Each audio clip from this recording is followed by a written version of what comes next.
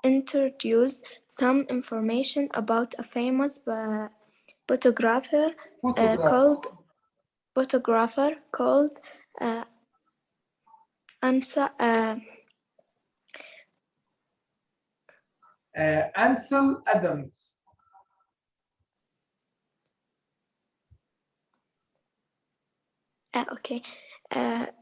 Ansel Adams. He was born on 20 in sorry teacher on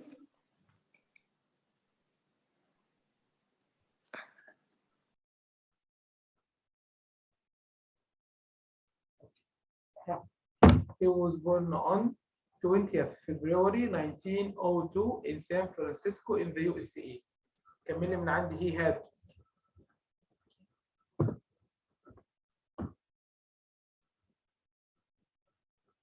اوكي بس نو بروبلم، بنخلي حد من زملائك يكمل عنك. ياسمين كملي.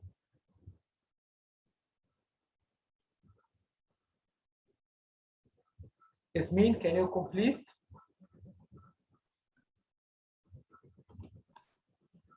He was born in 20th لا on 20th of February in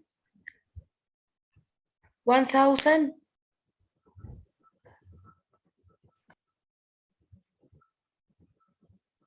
1902 أو 1902 1902 in San Francisco in the USA.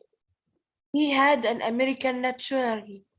He studied at university. He got some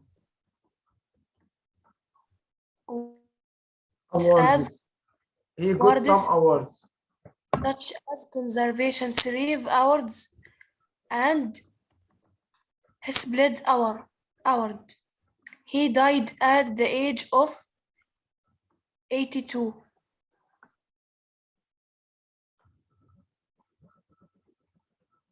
Thank you ياسمين. Very good. نروح للموضوع الثاني. الموضوع الثاني بيكون عبارة عن ايميل. طبعا اتدربنا على الايميل بالامس. ياسمين اتدربنا بالامس على الايميل؟ Yes, teacher. Okay. You have a friend from Britain. You have a أنا سمعت محاضرات الرابط من الحصة. مش اوكي ان شاء الله برسل الرابط. انا خلاص رفعتها على اليوتيوب، برسل الرابط الليله ان شاء الله. خلاص انا سجلت الحصه على النت خلاص. ان شاء الله. You have a friend from Britain. You have a friend from Britain. عندك صديق من بريطانيا. He or she likes to visit عمان. يريد يزور عمان. Write a letter or email to John Julia. يبقى احنا هنبدأ هنا الايميل بتاعنا بكلمة Dear Julia أو Dear John. Suggest and tell him here about two famous places in Oman for spending a nice holiday. Two famous places in Oman يعني مكانين مشهورين في عمان for spending a nice holiday. يبقى بعد ما نقول Dear Julia نكتب المقدمة. Who can tell me the introduction؟ مين يمليني المقدمة اللي احنا اتعلمناها أمس؟ Who can tell me the introduction؟ منذر، وين صوتك اليوم يا منذر؟ مي رحمة. اوكي رحمة. Hello Julia, how are you? I hope you are fine. I feel happy when I write to you. بالراحة عليا طيب. Hello Julia. Okay. How are you and your family? My dear friend. How are you my dear friend? And your family? اوكي ممتازة. كملي. طيب ايه رأيكم؟ happy when I I hope you are fine. I feel happy. I feel happy when I write to you. I am writing this email to tell you about two famous places in Oman. You can spending a nice holiday. Okay. To beginning with. Okay. تمام. ممتاز جدا. To begin with, I would like to say that. طيب مين بقى عنده أفكار؟ يعني خلوني كده أسمع من كل واحد فيكم فكرة. About places to visit in Oman. عايز أسمع من كل واحد جملة أو جملتين كده بدون كتابة. عايز أسمع من كل واحد Me. طيب let me ask ملك.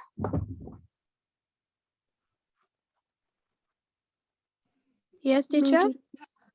طيب بسم الله. هبة، يا هبة هيثم. Yes. اتفضلي. يلا give me some sentences. يلا على السريع كده some sentences about places to visit or to spend a holiday in Oman.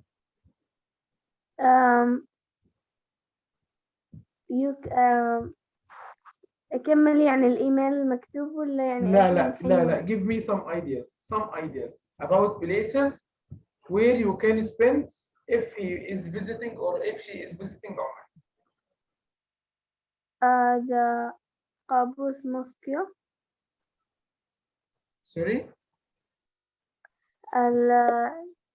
سلطان قابوس موسكو موسك مش موسكيو، موسك. Yeah. يا and كل واحد هنادي اسمه يعطيني بعض الافكار اللي عنده. لو انت ماسكه القلم والورقه وبتكتبي what will you write؟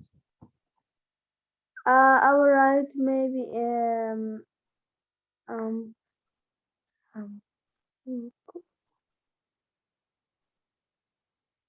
الرستاق. انا عايز جمل كامله يا هبه، مش عايز كلمات منفصله. اوكي؟ يعني تقولي مثلا تقولي لصديقتك دي ايه؟ You can visit الرستاق.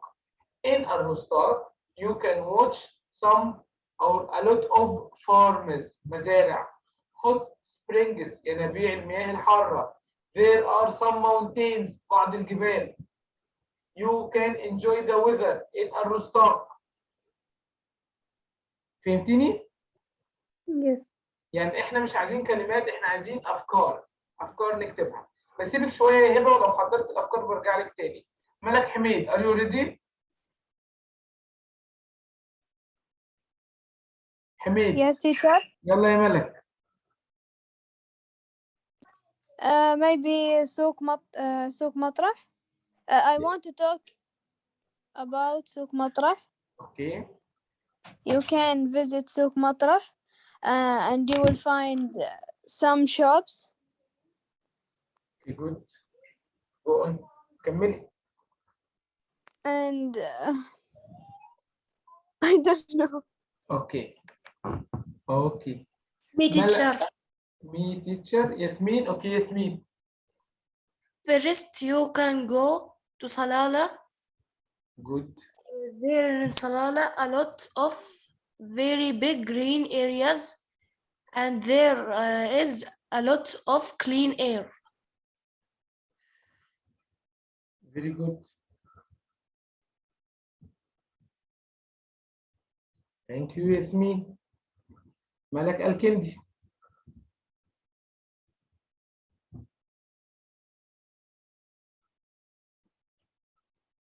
منذر.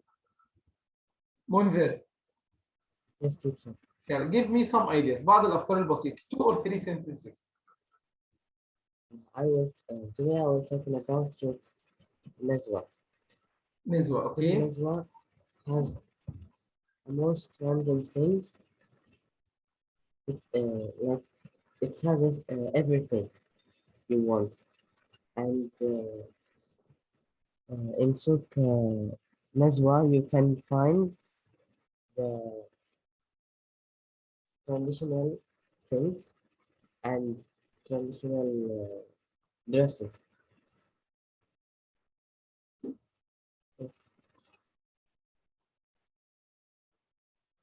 Okay. Very good. Thank you. Wissam. Me teacher. Okay, Ali. I will come back to you. Wissam.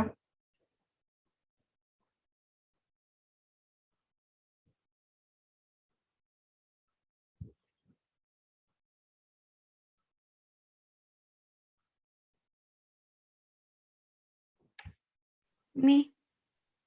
طيب قولي يا رحمة. For example, you can go to Salala. There are a lot of green land. You can go there. You can go to join journey sea with your friend or family.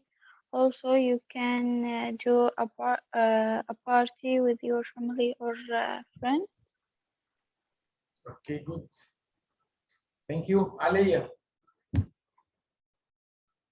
Aliyah or Alia? Ali. Okay, Alia. You can visit a Rostaq fort to see a history of Oman. Okay, excellent. Right. Me, teacher. Okay, Smith. You should visit Muscat. There are a lot of malls, parks, and museums there, and you can have fun. Excellent. ما شاء الله. Thank you. طيب شوفوا كده أنا مجهز لكم إجابة. Hello Julia. How are you, my dear friend? I hope you are fine. I feel happy when I write to you. I am writing this email to tell you about two famous places in Oman for spending a nice holiday. To begin with, I would like to say that Oman has a lot of famous and interesting places to visit. You can visit Salalah. It is a great place to visit and enjoy the nice weather. You can visit the beaches, green mountains, and the souk. You can try delicious foods and eat coconuts. You can enjoy watching the waterfalls. Moreover, you can visit مسندم. احنا قلنا two places مكانين في عمان. يبقى نعمل فقرة عن صلالة نعمل فقرة عن مسندم. Moreover, you can visit مسندم. You can enjoy trips in the sea and climbing mountains. You can enjoy watching the fantastic nature. Fantastic nature. There are many places overlooking the mountains and the sea. Watching dolphins in the sea is very nice. Finally, I hope you receive and read my email quickly. I wish that I could give you enough information about famous places in Oman for spending a nice holiday. Write to me about your news. Yours. هنا ما ذكر اسم فاحنا كتبنا وليكن yours أمنة. شباب الموضوع محتاج تنوع أفكار. الموضوع محتاج يبقى فيه عندنا تنوع في الأفكار. هذا هو الموضوع. يعني لا نكتفي بشيء بسيط ونقول خلاص خلصنا. لا.